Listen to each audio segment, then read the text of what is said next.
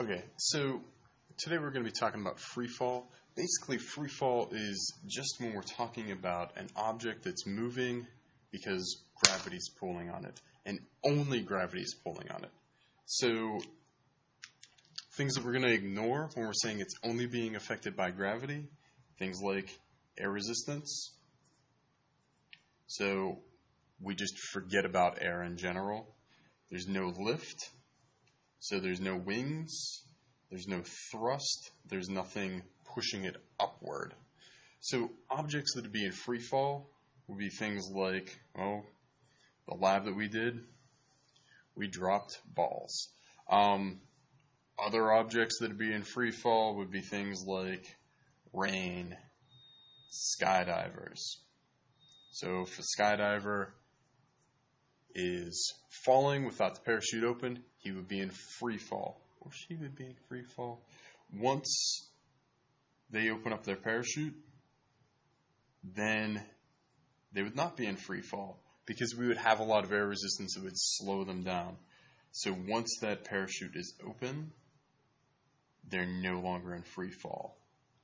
Things that would also be not in free fall would be things like birds and planes or Superman. Because, how can you mess up? Like, Superman doesn't look like a plane. They have lift. Anything with thrust would not be in free fall. So things like rockets, helicopters, those have lift or thrust. They're not going to be in free fall either. So really, to understand free fall, the first place that we got to go to is the Leaning Tower of Pisa. So back in 1588 or something like that, Galileo, supposedly, went to the Leaning Tower of Pisa. He had an assistant drop two balls. The cannonballs made out of like lead or iron or something.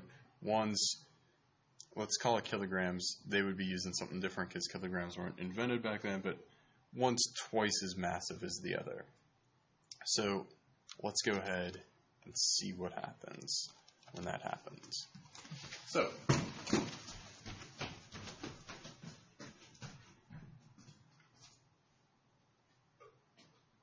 I've got a basketball and a tennis ball.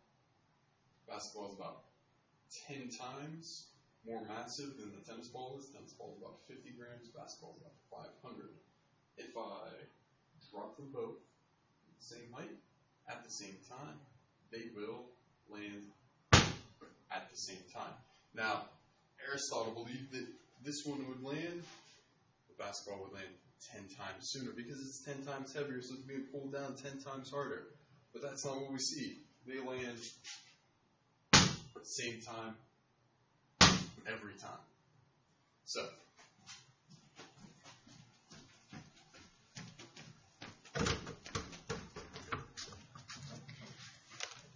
when this happens, that's exactly what Galileo sees too. Halfway down, they're right next to each other. All the way down, they hit at the same time. And that's a really important thing. So first off, it's important because it proves that everything accelerates at the same rate. So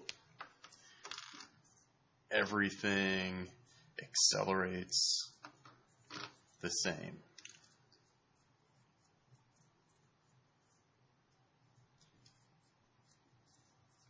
It doesn't matter what we drop, it's going to accelerate at the same rate. So if I drop a basketball and a tennis ball, they accelerate at the same rate. If I drop a rock and a feather, if I get rid of air resistance, they will fall at the same rate. So, big thing to remember is the acceleration due to gravity on Earth is negative 9.8 meters per second squared. Anytime we do a free fall problem, we're going to need this number. Next unit, this number is going to make a comeback. Unit after that, this number is going to make a comeback. This is probably the one number that by the time in the end the course is over, this should be ingrained deep within your soul. So, negative 9.8 meters per second squared. It's on Earth because on the moon, the acceleration due to gravity is different, right? it's negative 1.6. Different planets, it's going to be different. Mars, negative 3.7. I don't care if you know the acceleration due to gravity on every planet, all the dwarf planets. The important thing is you know it on Earth. And it's negative 9.8 basically everywhere. This is at sea level. You go up to the top of Mount Everest, it's negative 9.79. So we're just going to call it the same everywhere on Earth. There are some slight regional variations and some variations due to height, but we're not going to worry about that. So, since we know what the acceleration is, the next thing we can figure out is the instantaneous velocity. Because velocity depends on how long we've been accelerating, right? If I drop something, it's going to speed up because it's accelerating. So instead of calling this the instantaneous velocity of a free-falling object formula, I call this the how fast formula. We use the how fast formula to answer the question, how fast is it going? Then, since everything travels at the same rate, it's going to go the same displacement, right? So y is for vertical displacement, so up and down, or rather up and down, that's vertical displacement. I don't call this the vertical displacement of a free-falling object formula. I call this the how far formula because it tells me how far. If I'm told how far, then I got the answer to that and I can figure that out. So let's do a problem. So if I drop a if you drop a water balloon from a balcony and then you see it burst 2.7 seconds later, so we hit here and we got some water, and we don't do this around people. So how far did this water balloon fall? Well, it's asking how far, so we're going to use the how far formula. Y is equal to 1/2 gt squared. So we want to know what y is. Now I'm going to write down everything that I'm given in the problem. Well, this problem only gives me one thing, and that's the time, 2.71 seconds. So I've got my formula, y is equal to 1/2 gt squared. G is a constant. We're assuming that there's apartment buildings on Earth because that's the only planet that we know of apartment buildings on. So G is going to be negative 9.8 meters per second squared. If it was a Martian apartment building, I would tell you that in the problem, and I'd tell you what G on Mars is. So y is going to be 1/2 negative 9.8, and then we're going to put 2.71 squared. We only square the 2.71. So plugging this in on the calculator, we're going to do, so 1/2 is going to be 0.5 times negative 9.8, gets me 4.9, and we're going to multiply that by 2.71 squared, and that gets me y is equal to 36.0 meters, negative 36.0, because it's negative, because it fell down, just like Michael Douglas. Okay? Next question we can ask is how fast was it going when it fell? So if we want to change this to how fast did the water balloon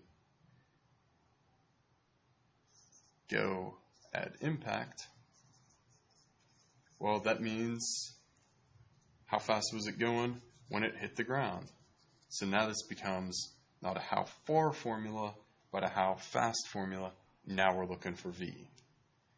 So V is going to be equal to negative 9.8 times 2.71, and that's going to get me,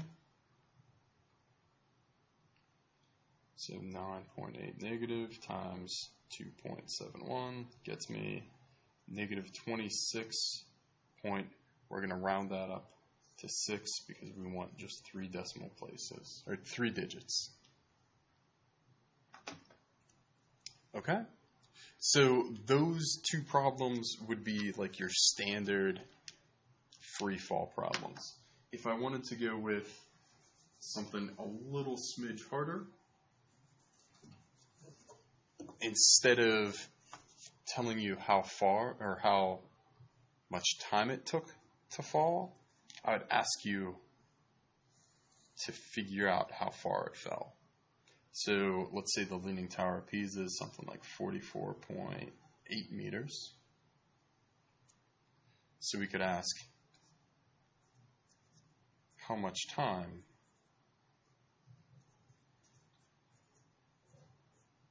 before the cannonball landed?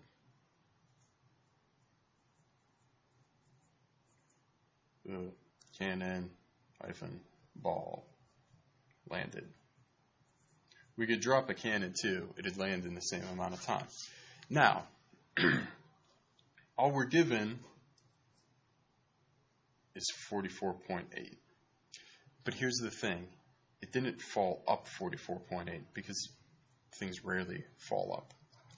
So we're going to make this negative 44.8. It's going to have fallen down negative 44.8. The only reason we do that is because if we don't, we'll get a nasty imaginary number, and time should not be imaginary. Time's definitely a real number, right? Oh man, that sounds like old man talk, like a Cat Mayhab or something. Okay, so how much time is it going to take? So we plug this in to, well, we know how far. We're given how far. So we use the how far formula because that's what we're given. We don't know how fast it's going. We want to solve this for t. So we can either plug things in first, or we can do our algebra first. I prefer to do my algebra first. So I'm going to multiply both sides by 2 to get 2y is equal to gt squared. I'm going to divide both sides by g. And I'm left with 2y over g is t squared. To get rid of a square, I take a square root. So now I'm going to plug that in. 2 times negative 44.8. So 2 times 44.8 negative. Divide that by negative 9.8. Gets me 9.14.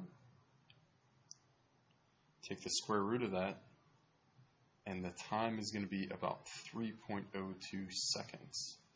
So 3 seconds is a dang long time to fall, but that's how long it fell for. Okay, there we go. That's free fall. That's the 3 type of free fall questions I'd ask you. Oh, good timing, lights.